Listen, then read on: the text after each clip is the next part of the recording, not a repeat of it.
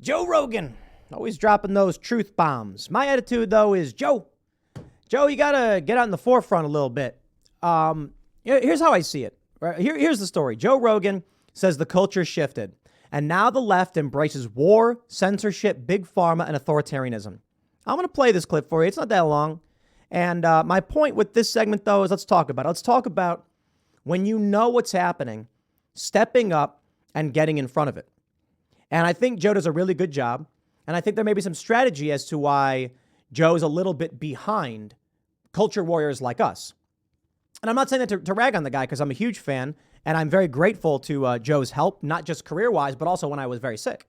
But I think strategy-wise, there are some things I want to talk about. Let me play this clip for you so you can hear it right from Joe's mouth himself. The culture shift between right and left authoritarianism, and now people don't recognize that if you just stopped looking at it in terms of red and blue, look at the actions, whether it's war, suppression of free speech, pharmacological interventions that are mandatory, right. whatever the fuck it is, that used to all be associated with the authoritative right, the authoritarian right. And now those things are being embraced by the left. And I just think it's just an ideology thing. And I think we get confused and we think we're on the right side. We're on the right side. And if it's our side that's saying this, for sure that's the right thing to do. And no one's critically thinking about this. He is completely correct. And this is the funny thing. How is it that you can have people simultaneously claim to oppose the military-industrial complex, but then also be like, woo, war in Ukraine, send another $100 billion. Where do you think that money goes? Someone's got to manufacture all those weapons that they're using. Somebody's getting paid. It is a racket. War is a racket. It's always been. The United States wants to prop up the petrodollar, fluff up its economy, and Donald Trump shocked the left when he came out and said, we're doing these weapons deals with Saudi Arabia. It's tremendous. We're going to make so much money. And then they were like, I can't believe he's just coming out right and saying it. So that's what I noticed. And I'm sure most of you noticed it as well. What's happened is, the way I describe it is you have this big ball of American culture. Imagine a ball right here. And it's split in the middle with left and right, and a little gradient in the middle. And then this weird growth starts sprouting on the top left side. And then it bubbles up and then schlops off. And now there's this weird cult left. And then there's the actual left and right. Now, I think that I'm probably left-leaning in a classical sense. I think that's fair to say. That means that if I sit down with someone like Ben Shapiro, we're going to disagree on many political things related to tradition, family, libertarianism, because I fall on the more left side of the American political spectrum. Leftists, however, in this country believe whatever random crap they're told to believe because that's what wokeness is. It is the modern left liberal culture of it's fabricated by algorithms on social media, characterized by cult-like adherence to the cultural orthodoxy. I've been talking about what wokeness is for a while. They have no real plans. They have no real goals. They have no real ideology. They are simply spinning themselves in a zombie circle. Now, Joe Rogan comes out and says, look at what they are doing. They're embracing all of these things. Yes, because zombies are easy to manipulate. They're puppets. They will say and repeat whatever they're told to say and repeat. So if you're a big evil corporation or an authoritarian, that's the group you target. As for the rest of us, meritocracy, personal responsibility, individual liberty. I mean, we're all there. Whether you're liberal or conservative, whether you're pro-life or pro-choice, pro-progressive tax, pro-flat tax, whether you want secure borders or more immigration, those don't seem to matter. Whether your economic policy is staunchly on the left or right, doesn't matter. If you're on the left and you disagree with their social orthodoxy, then you're on the right. That's exactly how they define it. But let's talk about the culture war and Joe Rogan. Simply put, I think Joe is not a culture warrior, but he's smarter than most people. And so probably one of the most beneficial tools, a mainstream comedian of massive positive reputation, speaking out on these issues. However, I believe that Joe needs to be further out in the forefront. And what I mean to say is Joe should have endorsed Donald Trump outright in 2020. I mean, that's just my opinion. Now, I'm not going to bother him and I'm going to call him on the phone. Like, Joe, you need to endorse Trump. But I'll say this here simply as from a political perspective and a cultural perspective.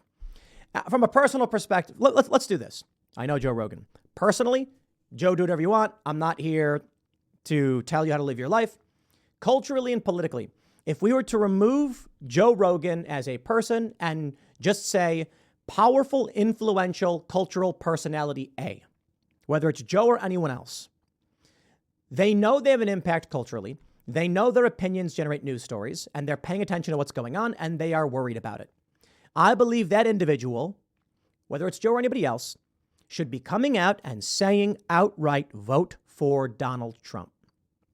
It's funny because a couple of years ago, I should say more than a couple of years ago, probably. Man, I can't believe how long it's been. It's 2023, everybody. It was August of 2020, I believe, when I said I was going to vote for Trump, that he put out his second term agenda. And I said, too much of this aligns with exactly what we've been saying. And that's why I did it. I see problems with Trump. I see, he used the State Department website to promote a Trump property. He tried having the G7 at Trump derail. I don't like those things. I don't like his character. I don't know if it's befitting of the office. But at the same time, I don't know if my opinion on decorum matters when we're talking about the functioning of a country.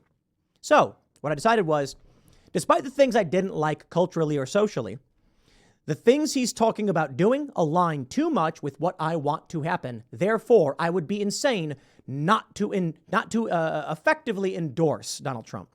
I say effectively because I didn't say I endorse him. I just said I'm going to vote for the guy. I likely will vote for him again in 2024. We will see. If they indict him and arrest him, yeah, I may just be like, he's got my vote. Sorry, Ron DeSantis. Ron may run. I'm assuming he's going to run, but I don't know. A year ago, I said the opposite. I said DeSantis seems to be the guy. And this was because Trump wouldn't shut up about 2020. And so he was out of the picture as far as I was concerned. Now, where are we? East Palestine, Ohio, the McDonald's for the first responders, a real human approach that was fun, funny, and heartwarming. Some levity. People really need that in a disaster. But he showed up. Nobody else did. And look, Biden goes to the other side of the planet. Benny Johnson shows up and actually helps people. But where's anybody else? Where's who's that lady? I can't even. What's her name? Oh yeah, Nikki Haley. Where's she at? She's running for president. She didn't go down. Now I really like Vivek Ramaswamy. He's a smart guy. He's excellent, especially on cultural issues. I think he should have gone too. Anyway, more to the point with Joe. I wonder if Joe's strategy is don't go too hard too far, because that will actually alienate people you're trying to convince. And if Joe Rogan plays the middle ground and says, I'm not going to vote for that guy, don't worry, I'm a liberal like you, but take a look at all this information, he's opening the door to so many people to step out and say, good point. And maybe then, when people listen to Joe Rogan and they're listening to MMA or they're listening to comedy and then some cultural talk, maybe they catch an episode of mine or Michael Malice's or Dave Smith's. And then they say, I want to listen to more of those guys. And then they listen to more of us and they go, hey, these guys are making really good points about voting for Fetterman or for voting for Trump. I say Fetterman because Michael Malice keeps saying that Fetterman's his choice candidate. And fair point. Because Fetterman is broken. Voting for him is basically, I don't know exactly what Michael's position is, but it's basically like you're putting a broken guy in office, let the system rot. It's funny. He makes a good point. He was like, it's fantastic that he won. And I'm like, yeah, Michael's got a good point. Right now, there seems to be this overlap with the Trump MAGA, disaffected liberals and libertarians. A lot of anarchists, a lot of libertarian friends. They're rational, they're reasonable, and they're having arguments with me. And they tell me to vote libertarian. And I'm like, but I don't view Trump as the lesser of two evils. Now, Dave Smith said that Trump was the lesser of two evils. And I'm like, I don't think so. I don't. It's like the first time in my life I've not felt this way. Trump may not be perfect, but like on a scale, what did I say? It's like a 55% or 60%. Yeah, sure. Dave Smith would be like an 80%. Like I'm talking about like 100% being the best candidate, 0% being the worst. Everybody's been a 1 to 10. Like there's some good things they do. Dave Smith would probably be an 80. But we also got to think about who's going to win. And that's the challenge, I guess. Because I'm not sure the libertarians can win. And they all try to convince me you got to vote for libertarians. But my point is just this. We got to win culturally. So having Dave Smith on a debate stage with the Democrat and the Republican, 100%. Maybe the Democrats would even entertain that because it'll split the right vote. I don't know. All I know is this. I'm glad Joe Rogan came out and he said this. I am glad every time Joe Rogan says everything he says about politics to his audience, because it is massive. And regular people I know who are lefty listen to this, and it does change their minds. Personally, I think Joe would go a long way in helping fix this if he came outright and said, vote Trump. What he said so far is he would vote for Trump over Biden. That's big. Maybe by 2024, he's going to be like, I'm voting for the guy, man. Because the Democrats have lost their minds. I don't know, though. Simply put this way. There's a lot of people who are like, Tim Pool's a milquetoast fence-sitter, blah, blah, blah. And other people are like, dude, he may not be a diehard MAGA Trump supporter who believes everything Trump says and is fully on board, but it is an open door for people to get information and blah. I see people say that stuff about me. And I'm like, I don't know, man. Look, I say what I say. There's probably some people who are far right who move closer to the middle. Maybe everybody who listens to me moves a little bit closer to the middle because that's where I'm at or something. All I know is this. If you know what's going on, if you've been watching it, how could you not know, right? And so at that point, you just need to say, guys, you need to listen. Vote Trump. Not that he's the perfect guy. Not that he does everything right. But it's the best we've got right now for these problems. I don't know. Maybe he genuinely doesn't believe that. Maybe he thinks Trump is the lesser of two evils and he wanted Bernie Sanders instead. I think Bernie's full of it, but I'll leave it there. Next segment is coming up tonight at 8 p.m. over at youtube.com/TimcastIRL. Thanks for hanging out, and I'll see you all then.